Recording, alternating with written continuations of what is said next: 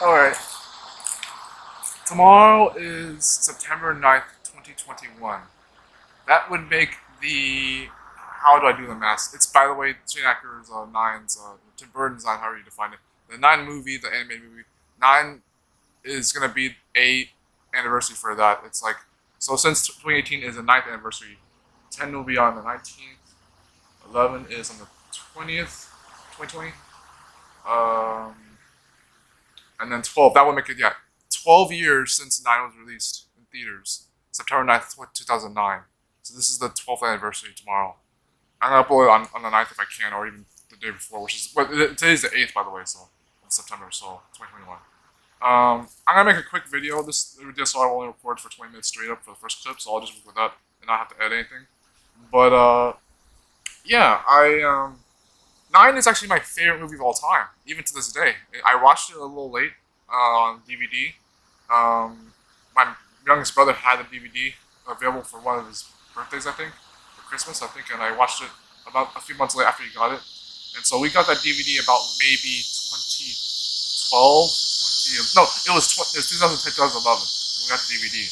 And I watched it, and I kept watching it, and I kept getting into a little bit more of the community of the 9, the fans base or whatever, a little bit more.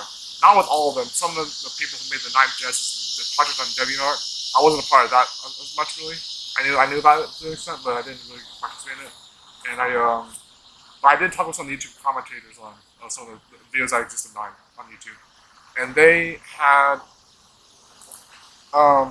been amazed at how I saw things for the movie, concerning the fact that it was like 2012, 2013, 2014, 2015.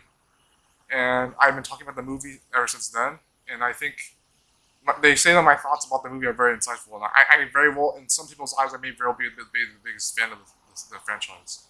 And it comes down to the fact that I'm insightful, but also because of what I can see in that movie. And I will tell you straight up with the movie, even though when people say, some people do have the critical opinion that it has a cheap plot and a bad ending, or a sour ending at that, maybe lukewarm, and poorly written characters, one-sided characters, I guess you could say, and it doesn't even like get consistent with the fact that it's not a long enough movie, or even, that's not worse those problems, honestly, as the ones that exist for me to understand. But it does do some of the things right. So like, it does have a really good artistry. The atmosphere is amazing. The sound design is amazing. Foley art, I guess you could say. The organization, which is that's the promise of it being a short movie, like an hour, 20 minutes, or 15 minutes. Like some of the movies you heard about before. Like I also wonder that it was actually 75 minutes long. The original cartoon one. And Under Fist is 25 minutes long. Jesus.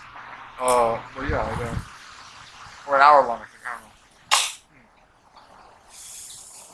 know. Yeah. Nine's my favorite movie because I know how Shane Acker's vision has worked for him over the years. When he made the short for his college project, the 4 year short, long short. Now it's like, this is a funny correlation I make between Cave Story and Wallace and Gromit and 9.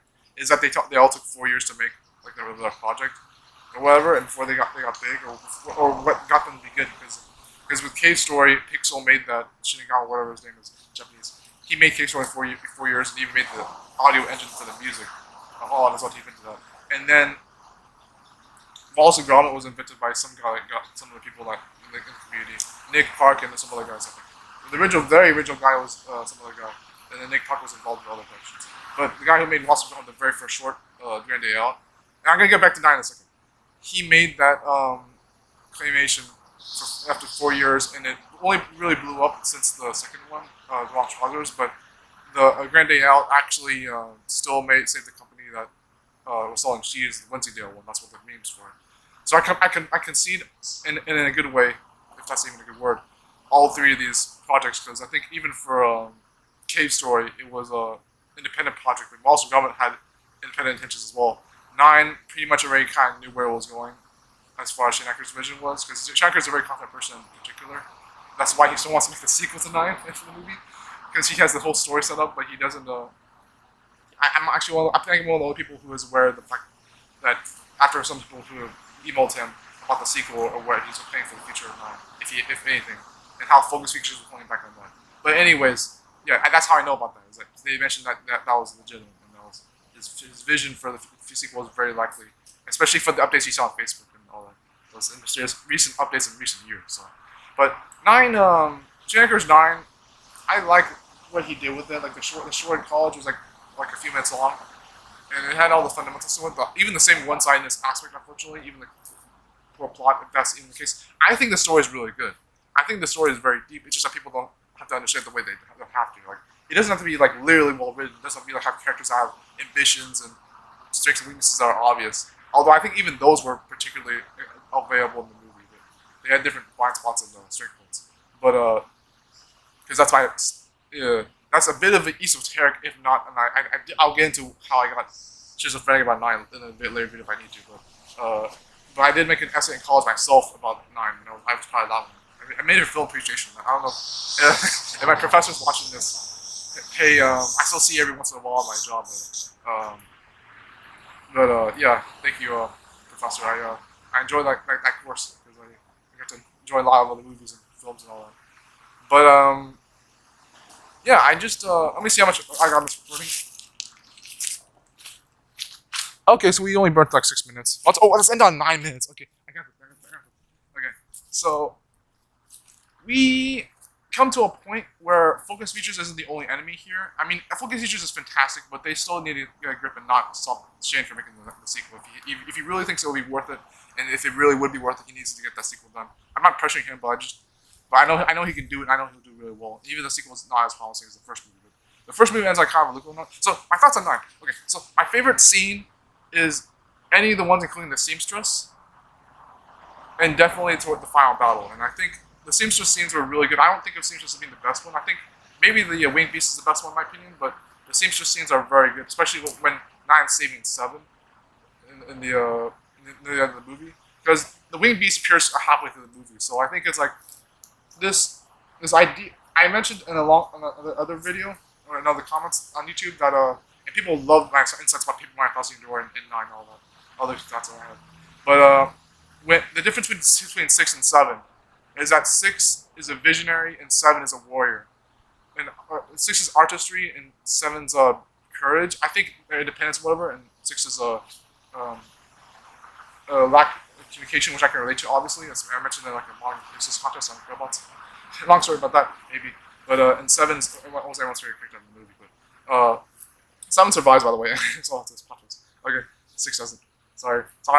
But 6 is the kind of person who will stand for an idea even if he can't effectively indicate that it's important and prove that to people and make it happen. 7 will make anything happen even if she doesn't know what she's believing in or even believes in anything at all. She does believe in certain things, but she doesn't have to believe the things that 9 or 6 were correlating to her.